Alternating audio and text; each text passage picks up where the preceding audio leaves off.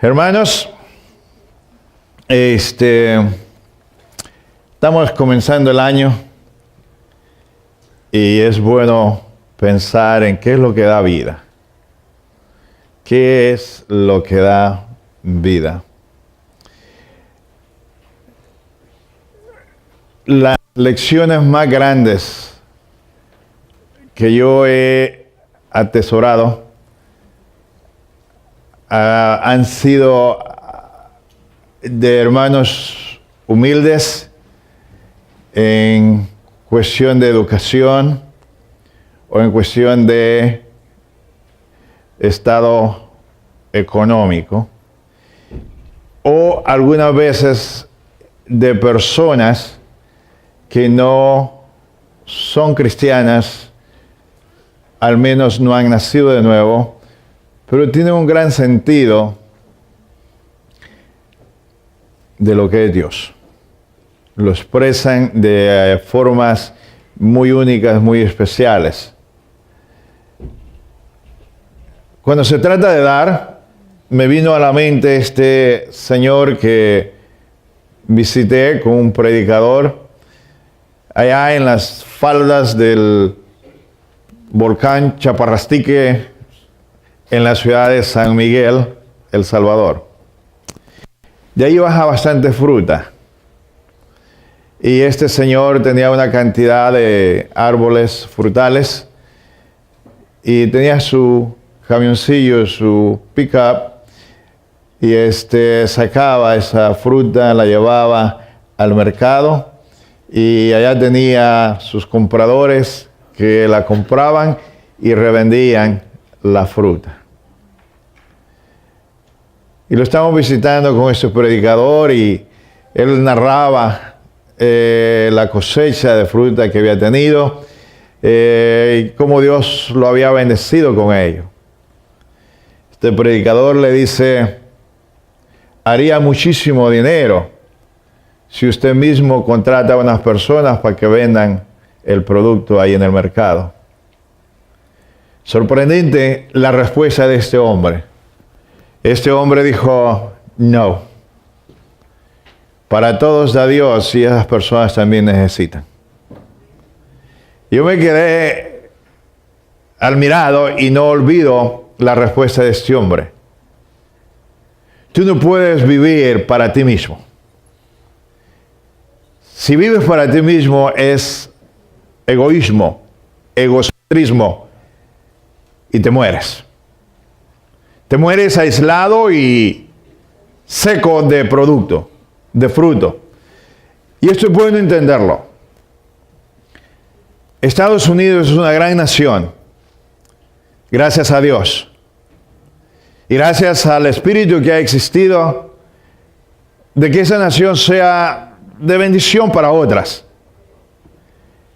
Estados Unidos envía dólares a todo el planeta. Y es de bendición para muchas personas, para muchos países cuando están en crisis. La iglesia envía billones de dólares igual por año a todo el mundo. Y es de bendición y bendición y bendición. Y mientras que la nación tenga ese espíritu, tiene vida.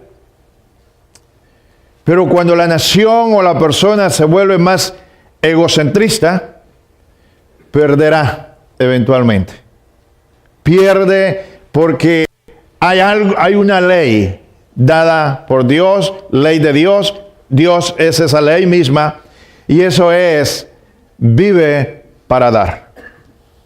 Si no vives para dar, algo está mal que te va a alcanzar. Yo quiero que meditemos un poco hoy en esta mañana sobre este punto. Vean las cosas que nosotros hacemos. Cuando hay un accidente, cuando hay una catástrofe, cuando hay un accidente, usted tiene un accidente con su vehículo y tiene seguro, entonces le mandan lo que en ese término le llaman un ajustador. Y este ajustador viene y evalúa el daño de su vehículo y entonces reporta a la compañía y dice: este vehículo necesita esta reparación, este es el costo. o lo declara que es una pérdida total. Y aun cuando es una pérdida total, todavía hay dinero detrás de ello, ¿verdad? Y usted conoce de esos vehículos que precisamente se mueven. Se evalúan los daños, se evalúa cuánto daño hizo María, cuánto daño se hicieron todos esos huracanes que pasaron el año pasado, los terremotos o los incendios en California o el fuego últimamente también que ha existido allá. Se evalúan los daños. Vea esto, en el fin de año nosotros tendemos a hacer también igual. ¿Cómo nos bendijo Dios este año que pasó? Y pensamos, evaluamos, o vemos los daños que quizás tuvimos, lo evaluamos de alguna forma. Y luego vienen también las resoluciones o metas para el nuevo año. Y una de las resoluciones más comunes es ¿cuál, hermanos? Al principio del año. Comer menos. Yo creo que tiene una razón válida porque acaba de salir de comer tanto que se siente culpable. Pero no dura mucho, ¿verdad? Pero igual se tienen esas metas porque queremos forzosamente mejorar. Y así es, hermano. El ser humano está para crecer, para dar, para poder florecer y dar más. Cristo, hermano, nos presenta una evaluación de las cosas y un plan al final de su ministerio en cuanto a lo que es dar. Es interesante, hermanos, cómo Dios trabaja y trae casos a nuestra atención. Jesús entró en Jerusalén el día antes, y ahorita explico un poquito más, y fue bien recibido por muchos. Y tuvo una gran decepción de la gente en el templo. La casa de oración la habían convertido, debe ser ahí la palabra, en un mercado. Había un propósito con esa casa, con el templo, pero la gente la había convertido en un mercado. Entonces, hay algo aquí que sucede, y aquí está el texto. Al día siguiente, cuando salieron de Betania, tuvo hambre. Y viendo de lejos una higuera que tenía hojas, fue a ver si tal vez hallaba en ella algo.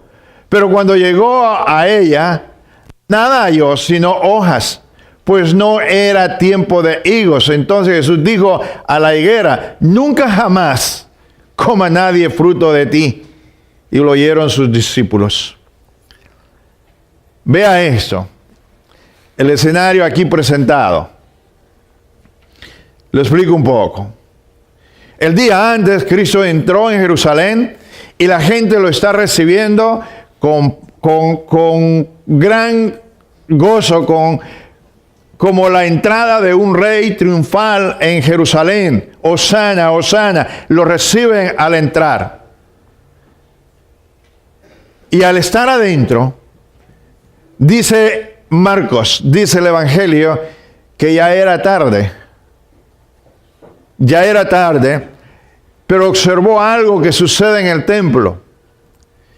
Y entonces salió a Betania, posiblemente a casa de Lázaro, de Marta, de María, sus grandes amigos, donde él tendía a ir a descansar. Salió para allá. Y luego nos dice aquí el texto, al día siguiente, cuando salieron de Betania, tuvo hambre. ¿Quién tuvo hambre? Cristo. Tuvo hambre. Y viendo de lejos una higuera que tenía hojas, fue a ver si encontraba algo de higos para comer. El Hijo de Dios tiene hambre. ¿Posible? Posible, claro que es posible. Y esto es algo que necesitamos nosotros pensar un poco sobre lo que es precisamente Dios y cómo Dios trabaja, que a veces nos perdemos. Hay una persona que escribe en un libro que va a salir entre un momento. ¿Por qué Dios? pusiste un árbol dentro del huerto si no querías que comiésemos de él? Es buena pregunta, ¿no? ¿Por qué Dios, segunda pregunta, escogiste a la nación más débil para que fuese tu pueblo? Débil. Un Jerusalén, un Abraham debilitado. ¿Por qué lo escogiste a él? ¿Por qué escoges a Esther para que exponga su vida? ¿Por qué la buscaste? ¿Por qué la escoges a ella? ¿Por qué escoges a una prostituta? Rahab. ¿Por qué, Señor? Preguntas legítimas que hay trascendencia al pensar en ellas. ¿Por qué, Señor, levantas a una nación para que más tarde esté en el exilio, esclavizada por los babilónicos? ¿Por qué, Señor? Preguntas que nosotros igual hacemos de otra forma. ¿Por qué, Señor, dice también, te quedaste silencio por 400 años?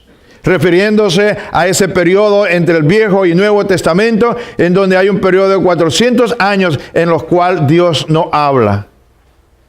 Vea usted este punto. Cuando usted está hablando con una persona y la persona con quien usted habla no responde,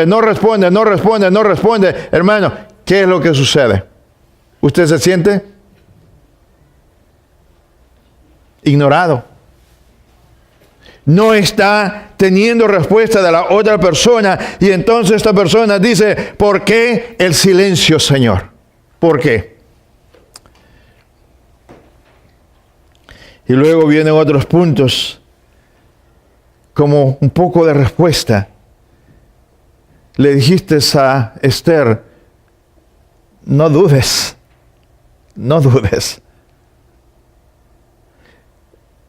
¿Y por qué de los 12 espías hay 2 a los cuales le dices, sean firmes, manténganse firmes? ¿Por qué, Señor,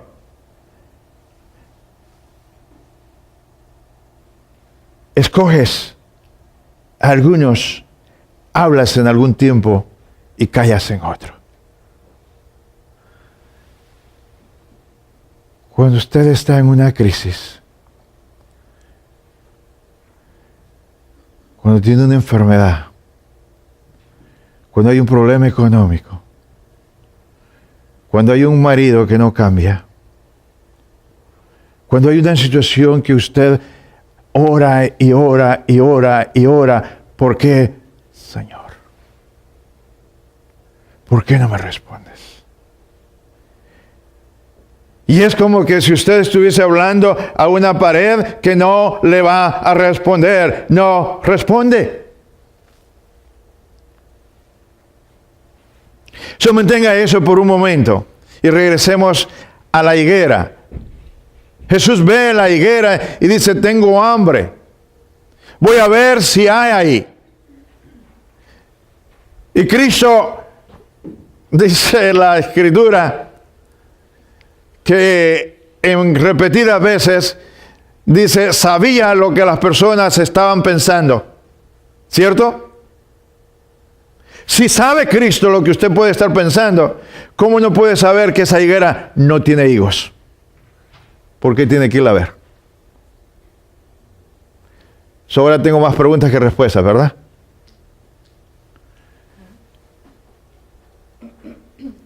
Ve la higuera que tiene hojas. Y las hojas, de acuerdo a lo que entiendo en estos higos, que en primavera salían las hojas y con las hojas ya venían precisamente los higos, y entonces si habían hojas era señal que habían higos. Y va a buscar higos, pero no encuentra nada de ellos. ¿Qué está haciendo Cristo con esta higuera, con este caso de la higuera? Que por cierto, la maldice después de no encontrar higos.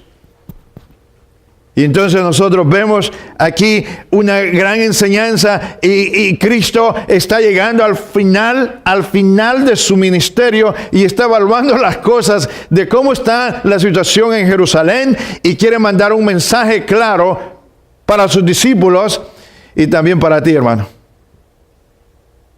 ¿Qué tanto estás dando? ¿Qué tanto estás produciendo?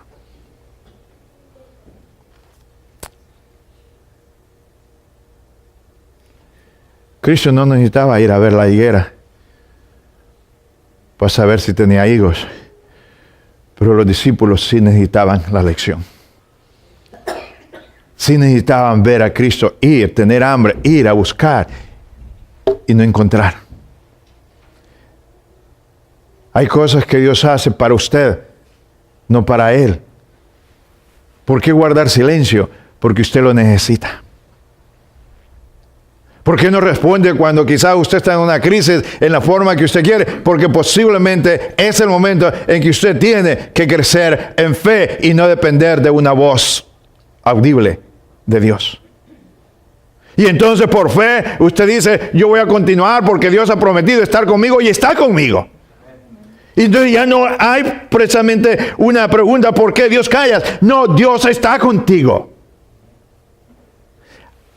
Entender esto, hermano, es crucial para poder caminar con Cristo.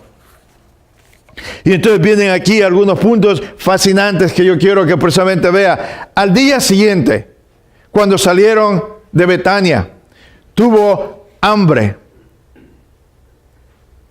¿No puede el Hijo de Dios, el Dios mismo que creó el mundo, poder producir algo de alimento para sí mismo?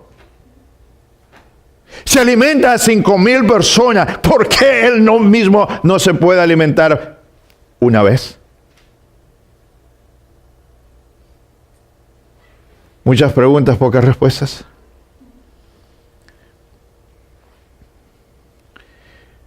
Cristo te está enseñando qué hacer cuando tienes hambre. Ve, busca. Tú no puedes, hermano, tener fe y decir, aquí voy a estar parado hasta que Dios me responda porque yo tengo fe. No, ve y actúa. Ve, camina. Ve, busca. Y entiende dónde hay y dónde no hay alimentos. Cristo va. Porque la higuera tiene hojas y la higuera con hojas tiene una apariencia que da. Tiene fruto.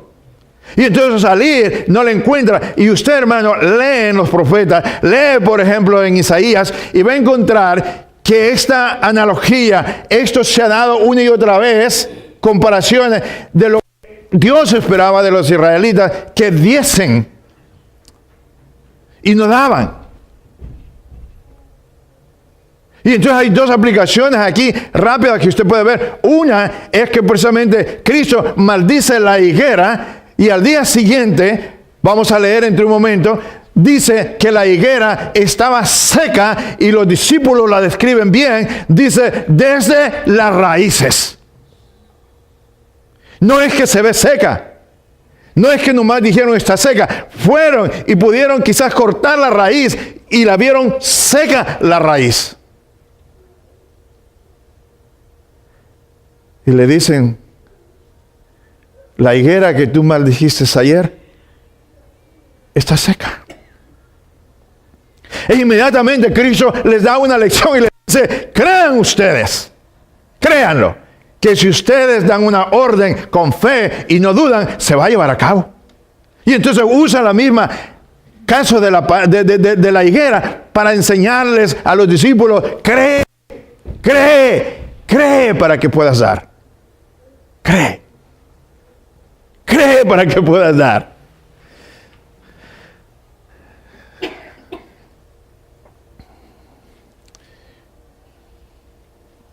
Me pregunto cuántas oraciones hizo la hermana Araceli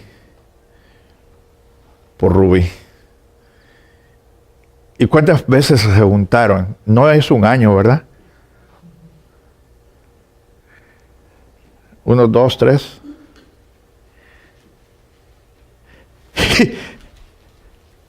Y ahí estaba dando la palabra, una y otra vez, una y otra vez, una y otra vez, una y otra vez. ¿Por qué? Porque se cree. Porque el que cree todo le es posible. Entonces persiste. Y usted empieza a analizar estas cosas. Y es fascinante que si nosotros creemos, tendremos hojas y tendremos fruto. Pero permítame decirle esta aplicación. Si usted viene a la iglesia, tiene hojas, pero si no hay acción de su parte en dar, no hay higos. ¿No le parece? Y entonces Cristo viene a buscar en ti, hermano, hermana, higos, porque tiene hambre de que tú produzcas. Y no los encuentra. Quiere hacer el resto de la historia, si ese es el caso.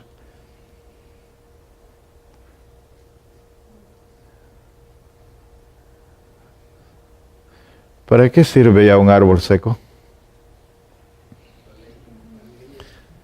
Para leña, ¿verdad? En el tiempo que el hermano cortaba leña, ahora ya ni leña usamos. Corremos allá a la tienda a traer el tanquecito de gas para el asador, porque es más práctico que tirarle carbón.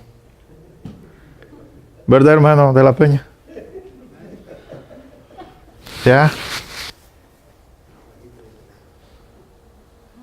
Ya podemos ver un enorme árbol tirado. No nos interesa.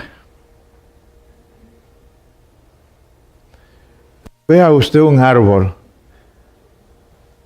Imagínese un árbol de duraznos. Y usted va cansado caminando y lo ve. Y tiene duraznos. Y ya están ahí precisamente bien amarillos, bien listos para comer. Y usted se acerca a ese árbol. Y usted disfruta de los duraznos, ¿cierto? Dígame esto usted, hermano.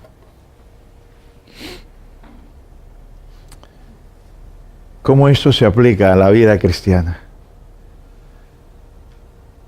¿Cuántas personas no le llaman a usted y le dicen, quiero que ores por mí? O quiero que ores por esta situación que paso, por este pariente, por algo, porque saben que usted ora. Buscan en usted llenar esa hambre, esa sed, ese vacío.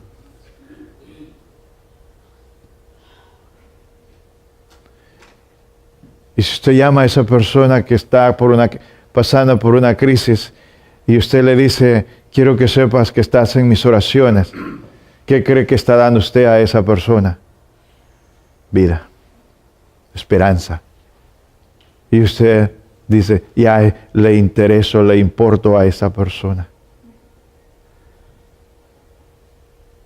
Y la persona está aprendiendo igual de usted. Vio la higuera, tenía hojas, buscó fruto, no había en ella.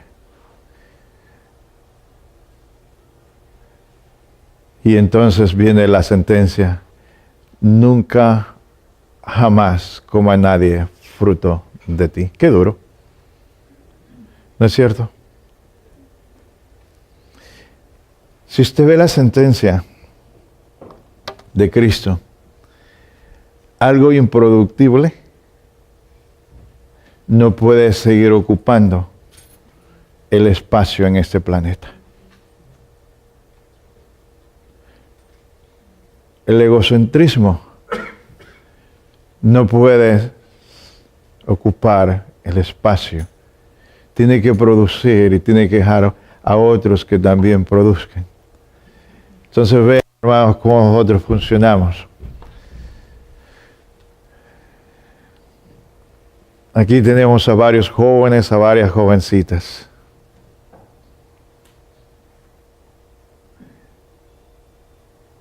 La realidad es que ellos están en la etapa productiva. Y hay otros mayores que ya no, ¿verdad? Pueden decirlo en confianza, así es. Ya no. Y entonces ese joven, esa joven, se enamoran, se matrimonian. Y usted que es padre de ese joven o esa joven, pronto va a ser abuelo, ¿verdad? Y luego cuando usted se vuelve abuelo, parece que volvió a ser padre multiplicadas veces. Y agarra a ese niño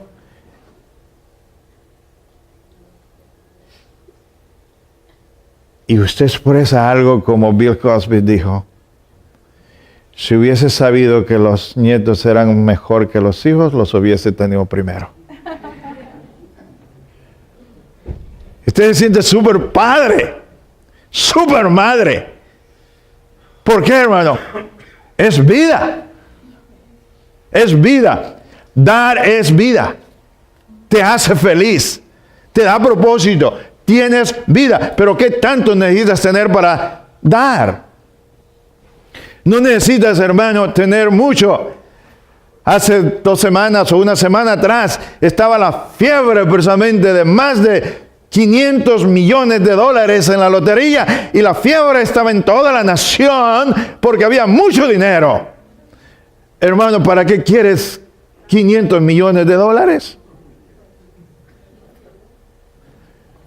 ¿Por qué no te pones súper emocionado cuando es 1 millón? Pero 500 millones. Oh, es que le voy a dar a este, al otro y al otro y al primo. Voy a resolver el problema del mundo.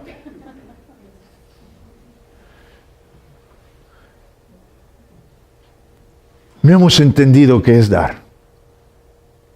Para dar tú no tienes que ser millonario, ni mucho menos procurar ser un Donald Trump, porque es egoísta más que el egoísmo junto de este mundo, ¿cierto?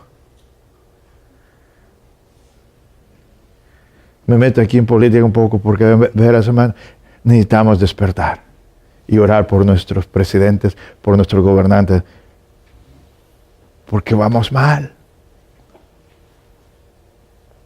Parece que salimos de un presidente malo a uno peor.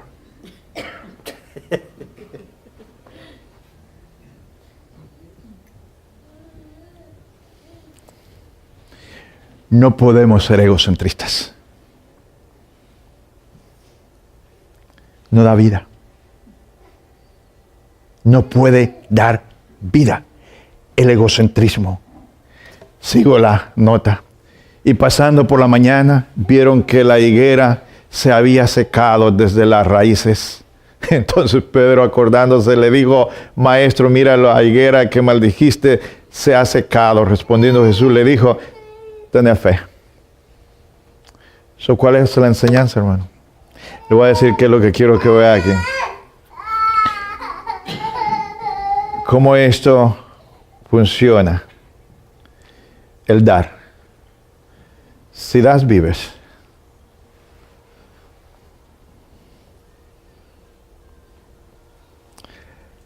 El domingo pasado, la hermana Elida nos había invitado a algunas personas, a mí en particular, a hacer una oración por su apartamento que ha agarrado aquí al otro lado.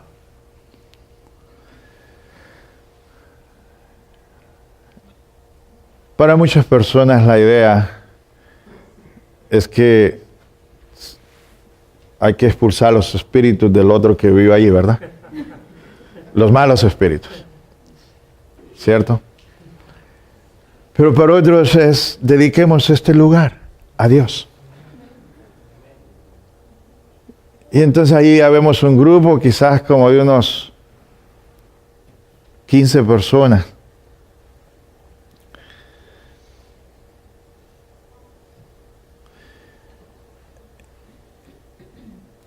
y en un preámbulo a la oración, yo pregunté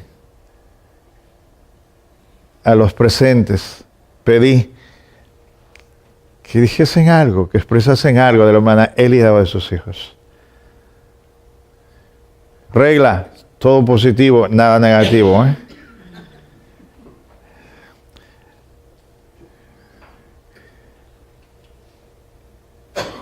Y se hicieron comentarios y se quedó uno conmigo. Y fueron los comentarios de mi querida Joana. Joana dijo, estando los hijos de la hermana ahí, dice que gozaba, le daba gusto ver que los hijos de la hermana, cuando entraron aquí, no hablaban. Callados, más reservados.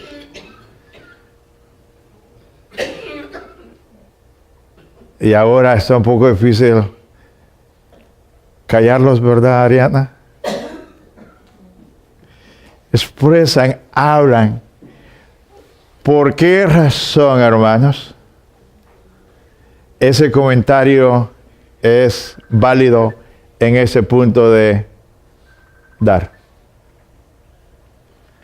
Porque no se necesita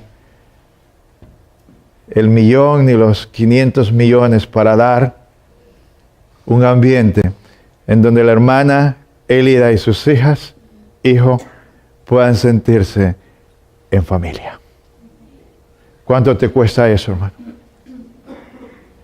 ¿Verdad que no mucho? No hay mucho que tengas que dar. Y entonces esto es algo bello que nosotros tenemos.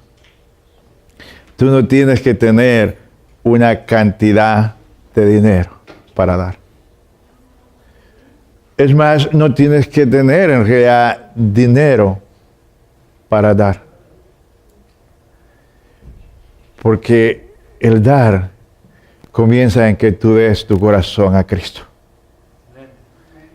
Y cuando lo entregas, entonces tiene vida Cristo en tu corazón y empieza a brotar bendiciones para otras personas.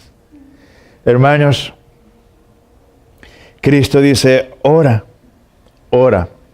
Hoy esta semana recibí unas cartas que, por cierto, yo no se las publico a ustedes, pero son de niños.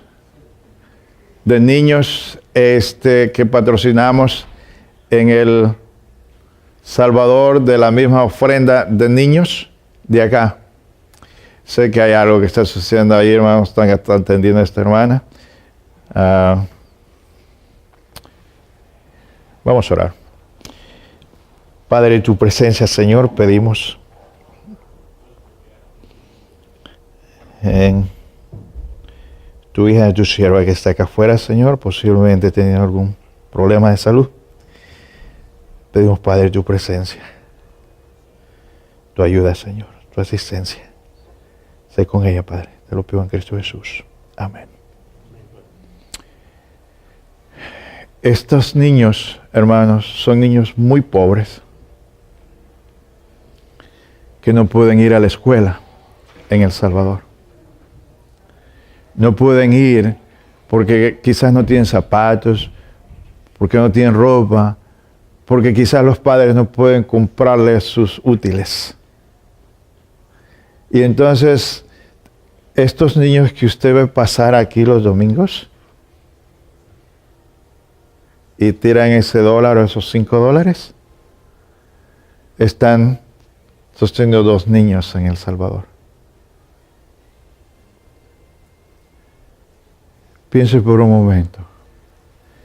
$1, $2, $5, que como dice el hermano Cristian, en su oración adecuadamente lo dice, Señor, que los padres le den dinero a los niños para que ellos puedan dar.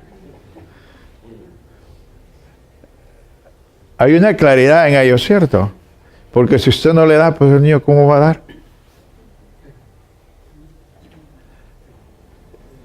Y ese es el fin, el propósito, hermanos, de enseñar a una nueva generación a dar.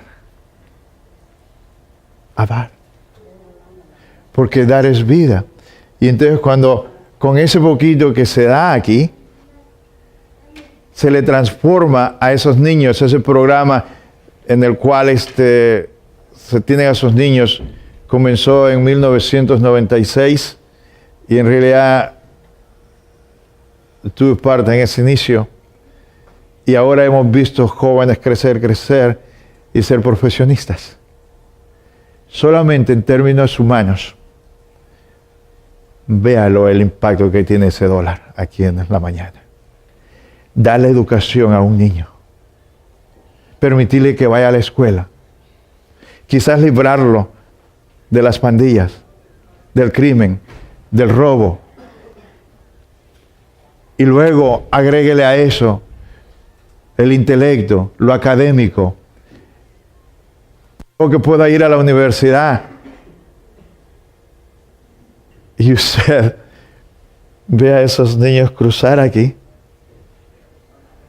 Y nos da gusto verlo. Porque hay algunos de esos niños que pasan aquí al frente.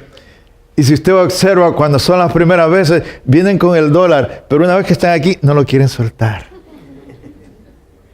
Están aprendiendo. Ellos han aprendido a recibir y que con ese dólar pueden ir y comprar algo y comer algo, ¿cierto? Pero cuando usted le dice, mira, ve, da ese dinero, ponlo ahí, porque Dios quiere que tú des, porque quiere que bendigas a otro. Entonces el niño dice, ¿en serio? Sí, eso es vida. Y entonces el niño aprende desde temprana edad a no ser precisamente un niño egoísta. ¿Tiene sentido? ¿Quién está enseñando al niño? Usted, yo. Y porque este es un tiempo muy especial cada domingo. Damos. Vea usted lo que sucede prácticamente aquí los domingos. Si usted se pierde de esto, se está perdiendo de algo muy importante. Cada domingo prácticamente hay grupos de aquí que se juntan. ¿Se juntan para qué, hermano? Para comer. Suena mejor, ¿verdad? Ya se come y se convive.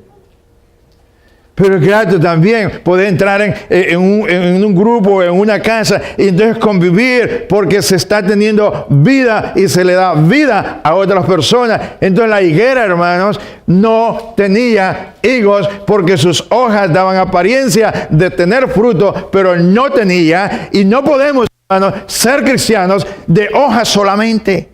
¿Tiene sentido? Entonces usted viene también y da ofrenda. Y cuando usted está dando esa ofrenda, posiblemente pueda traer algo que quizás diga, bueno, y pueda hacer su argumento. ¿Por qué de esto? Porque Dios te ha dado, hermano. Y porque tú le dices, gracias por lo que me has dado, doy aquí algo. Y hermanos, esta iglesia necesita aprender a dar en ofrendas, porque todavía están un poco bajos, bastantito bajos todavía. Porque el ofrendar, hermano, es una expresión de tu corazón. Y porque cuando tú ofrendas, también se puede hacer muchos trabajos en misiones. El hermano José Manuel ha regresado prácticamente cambiado en la forma que habla por toda la experiencia que está teniendo con su propia parentela. Y entonces nosotros como iglesia, hermano, cuando damos, somos parte de las misiones, somos parte de Alianza Género, somos parte de lo que se lleva a cabo precisamente aquí como iglesia. Somos parte. Y yo quiero, hermano, que tú pienses en la ofrenda de esta manera. Por ejemplo, si nosotros sentamos un presupuesto en el año así de iglesia, hermanos, que toman esas decisiones o son parte de estas decisiones, y entonces a mediados de año tú dices, no, el resto de año ya no voy a poder dar. Piensa en ello de esta forma, hermano. Si tú dijeses a la compañía eléctrica, de agosto a diciembre no voy a pagar mis biles, ¿cuánto te dura la luz de ahí en adelante? O en cierta forma, cuando tú viajas, hermano, y lo ofrendas o tu sueldo lo gastaste todo en tus vacaciones, y cuando regreses tienes facturas para pagar, ¿qué va a suceder? No puedes pagarla. Estás en problemas, ¿cierto?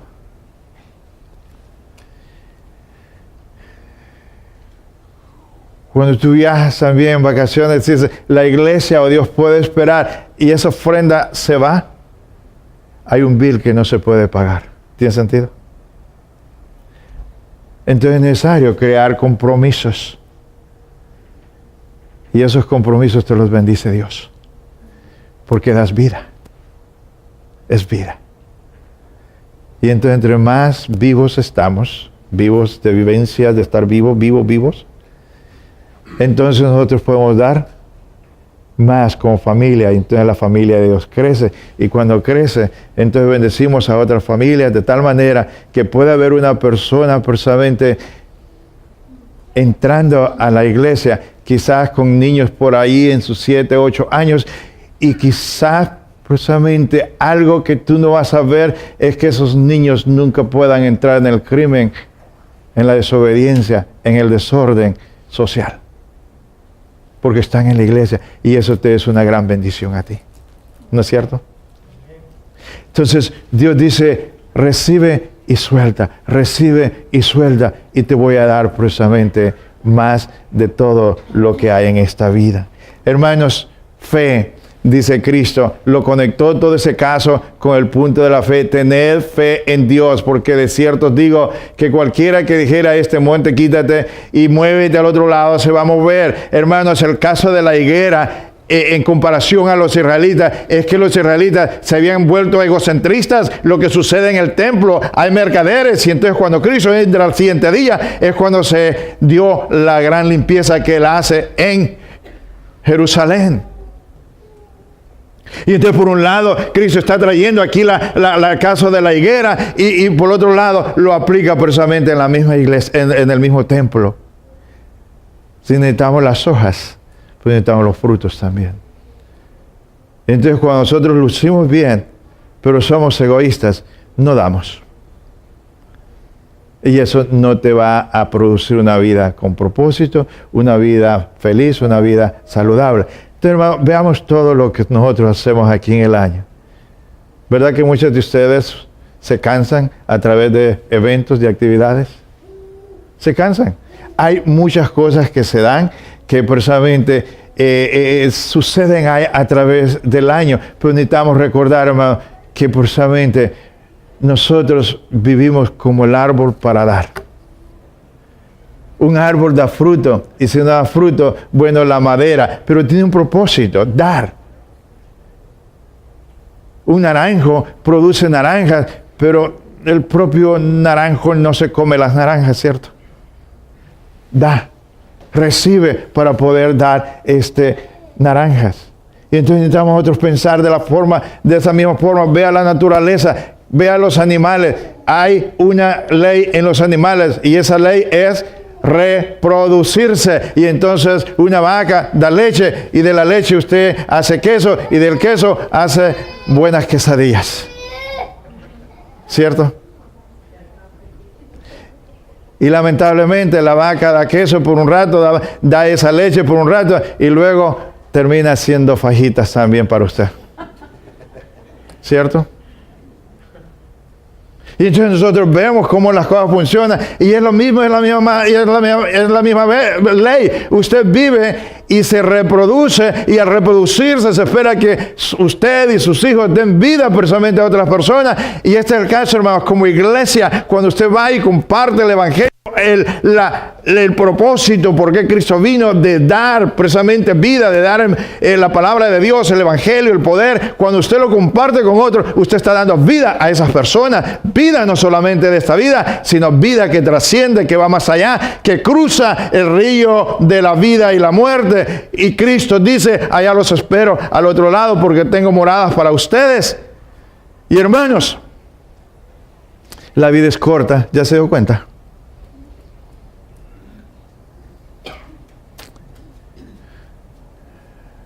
En las últimas semanas de diciembre y en la primera semana de enero, para ustedes conocieron de 2 personas que murieron, para algunos conocimos de más personas que murieron en las semanas. Y entonces la pregunta es, ¿qué dejaron esas personas atrás? ¿Qué quedó atrás? ¿Qué hay atrás cuando usted muera? Por lo tanto, hermanos, yo quiero animarles este año a que dé su vida, a que dé su corazón, a que dé precisamente lo que usted tiene, a que dé de los talentos que Dios le ha dado, porque dando usted vive. Y recordemos a esta persona allá del volcán Chaparrastique. No seamos tan egoístas. Si usted puede bendecir a otros por medio de no acaparar todo, hágalo y Dios le va a prosperar. Cuando yo escuché y dijo él, no, esas personas en el mercado tienen derecho a vivir y tienen derecho también a recibir. Esa es una regla de negocio compasivo. Es una ley también de Cristo. Vive para dar. ¿Estamos bien, hermanos? ¿Haremos de este año un año mejor? Procurémoslo. Cristo quiere trabajar por medio de ti y al trabajar por medio de ti te quiere dar vida. Cuando escuches el silencio de Dios, cuando su voz no la escuches, en otras palabras, recuerda que Dios está presente y que quiere moverte a un peldaño más, porque es momento de fe. Creer que Dios está contigo, no te ha abandonado. Porque Él ha prometido, estaré contigo todos los días hasta el fin del mundo. El mundo te puede fallar, te puede prometer y fallar. Cristo no te falla con su promesa. Créela. Y vivamos para Cristo, que esto es vida. Por eso de pie, vamos a cantar. Da una sonrisa. Al menos eso lo puedes hacer rapidito aquí hoy, ¿verdad? Medio que cantamos.